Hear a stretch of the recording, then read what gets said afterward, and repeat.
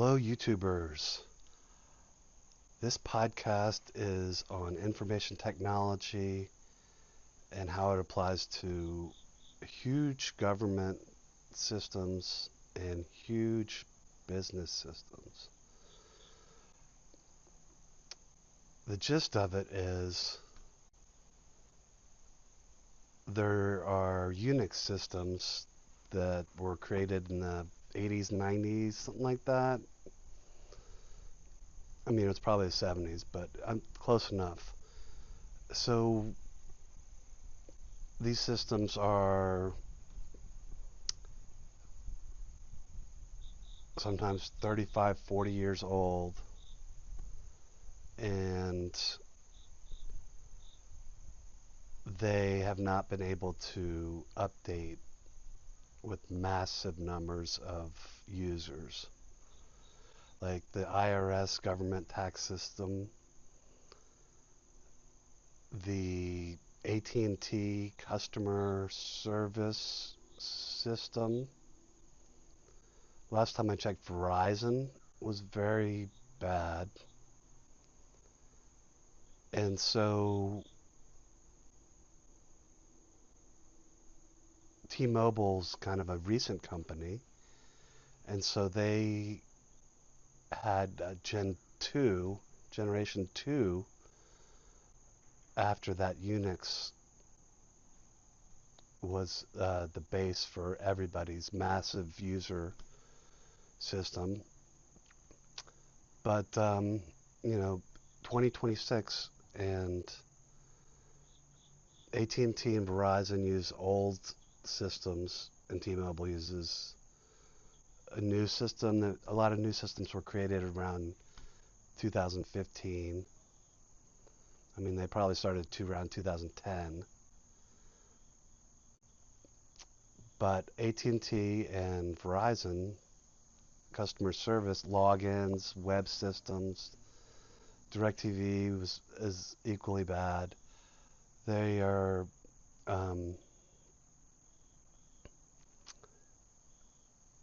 poor systems, and it's a economic issue because smaller countries can manage a 50 million users for their tax system, but the US can't manage 250, 200 plus million taxpayers. They can't create a system to do that. And it's not because it's not technologically possible in 2026.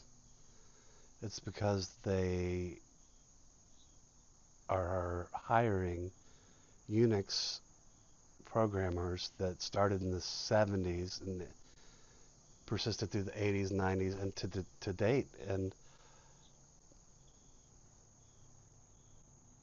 it it's like the CEO, the COO, the CIO, and the CFO are telling the tech department, what's going on here? We need to upgrade, and we're going to throw more resources at the problem.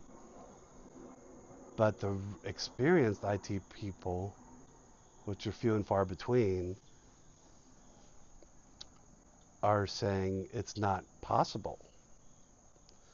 And policymakers and all these CEOs are saying, uh, of, of course it's possible to upgrade. Well, no, it isn't. The AT&T customer service website is so bad, and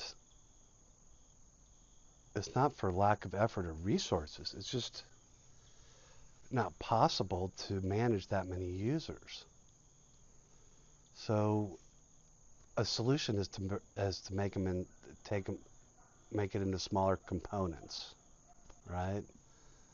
So I mean, you'd have like break the U.S. into 6 regions, and then have a website that just has a prefix to, instead of AT&T.com, it would be like se.att.com, like Southeast, and so on, like for 6 regions. And then those systems are working in parallel. It would be 6 separate systems, but you would have the total number of users divided by 6, which makes it more manageable and easy to upgrade. So I've said for a while now that the U.S. should have a national ID card with commerce and voting. And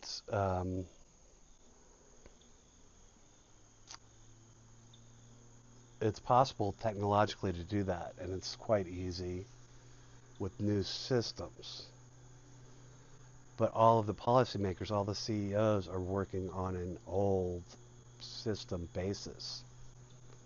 And so how do you get that message across? I don't know. You have to just have somebody in the decision-making path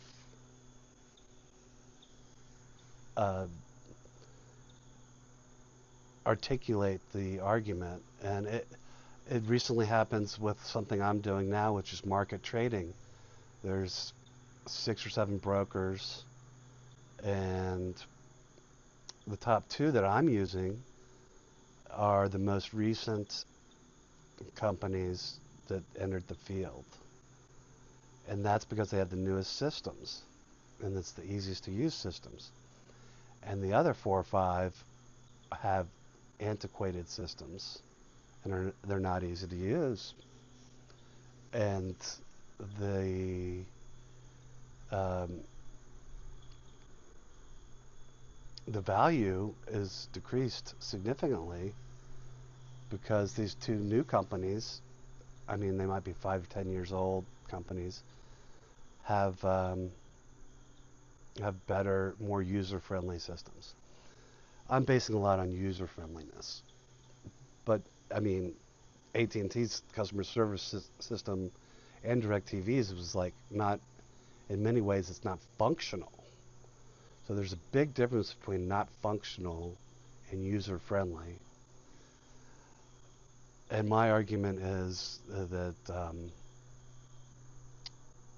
you really should update massive systems to take them off of the 70s, 80s based Unix systems. And this is just a wild segue. But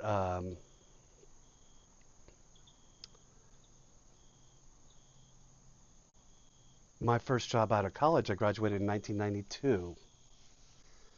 One of my first jobs was, it was 1995 in San Diego. I was working for SAIC, and I started as a web systems administrator, and that was kind of a new system. And the same dichotomy of those systems happened in the first 2 weeks I was there. And it's 2026, 31 years later, and it's the exact same dichotomy of systems. And I was working on the web systems standpoint, um, and the veterans that were working on the Unix systems um, were in a different field. So they were like, this is new. This isn't based in the technological foundations that have been tried and true. And so we're going to put you in a different category because some of the web systems were not Unix based. And so the Unix systems have provided decades of really high performance, and they can run these new systems too, the Unix, but it's it's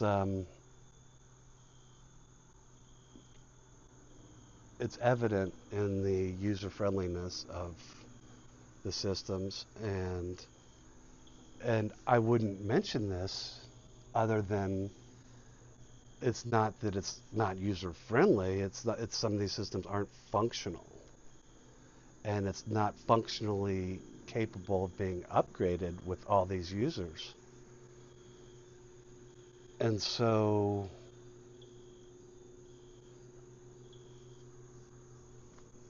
where do you go from here? I mean, I criticize government for not being technologically savvy with updating forms in the IRS. I mean, they didn't even have PDF forms a few years ago. And there's a lot that government can improve on in the systems, and the sooner it's done, the better, because it's been a major hassle, and then it's just a regurgitation of older systems that don't work, and then doing slight upgrades that don't really meet up with the expectations of user friendliness in 2026. So, I mean, it's not that the government it's not the government's fault, because business people that are kind of snooty about the free market providing better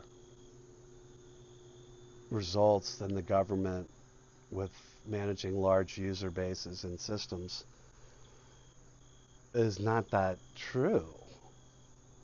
Like AT&T and Verizon are prime examples of mass user base, and they are also very bad. So the free market isn't going to come in and be like a savior for the government.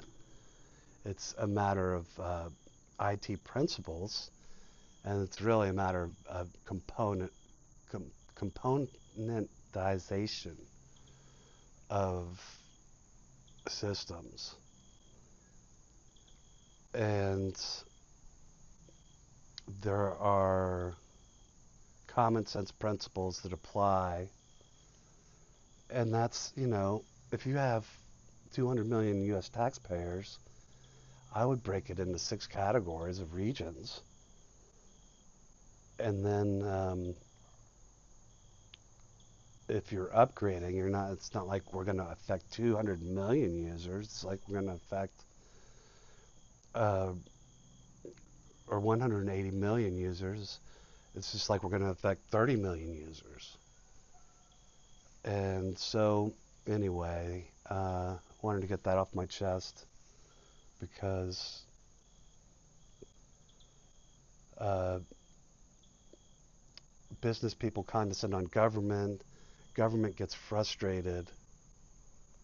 Government doesn't change, so they don't feel like they have the initiative and motivation and inspiration to make these changes because uh, they don't get credit for the innovations that they really the modernization of these new IT systems really deserve a lot of credit. And so um, I mean, I could name names. It's very specific. It's like AT&T and T and Verizon are the bad systems. T-Mobile's a good system. Uh, with regards to stock trading, it's like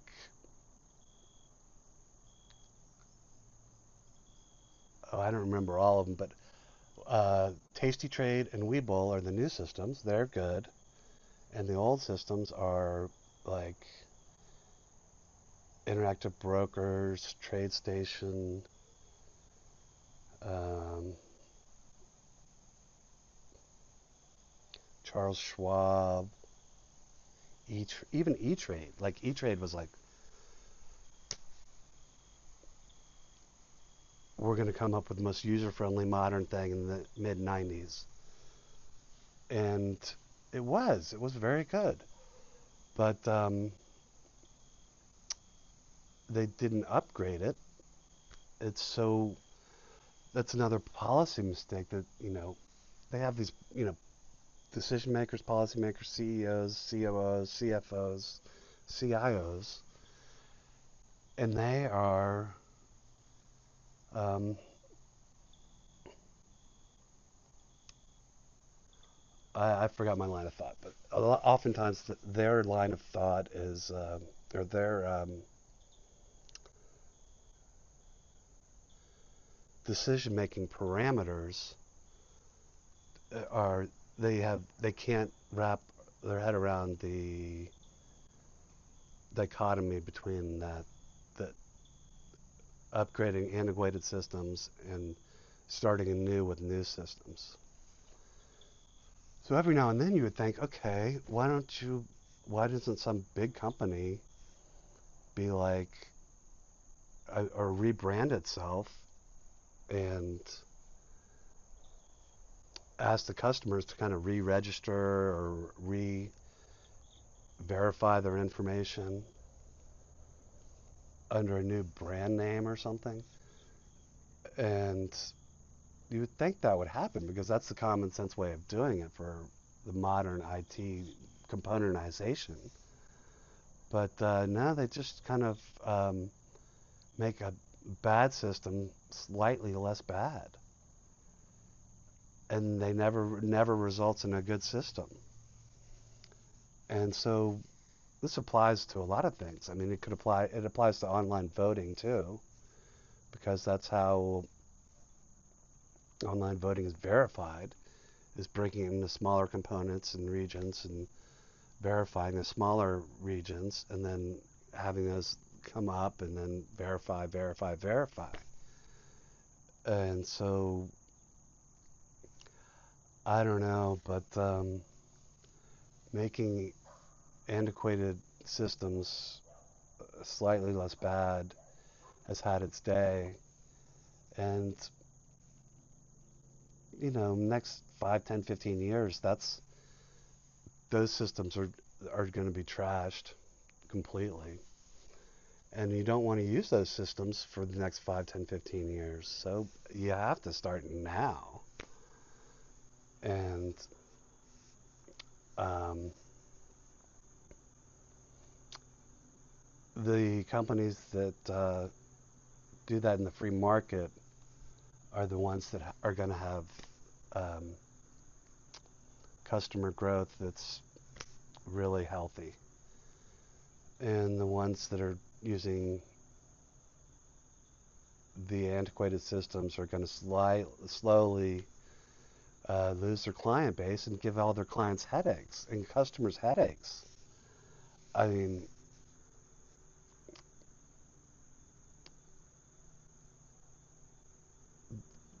AT&T's technology, they have fiber that is amazing that they have installed to far outreaches of of this urban and suburbs areas and some rural areas, and it's flawless. It works flawlessly. But if you have a customer, if your account gets, um, if something happens to your account, like, or if you suspend your account, or if you put it on a hold for 6 months or something, you can't do that with the old systems, and you can do it with the new systems. So, I mean, I'm just I use T-Mobile and I use Tasty Trade and Webull for my current needs. And so it's not affecting me. It doesn't affect me at all. I just choose to use all of the uh, newer companies' systems. It's that easy. So that's it for my podcast. Um, I'm not that familiar with government systems, just the IRS. And I know you can log into the Social Security website, but that doesn't work very well. I mean, it doesn't work at all. And the IRS site doesn't work very well. I mean, the Social Security site works slightly, but I don't know. If you had a national ID and then you broke it into 6 regions, that would be manageable, and that would be progress, and that would be new. You'd have new features that are usable. Right now, there's no new features on any government systems that I can determine.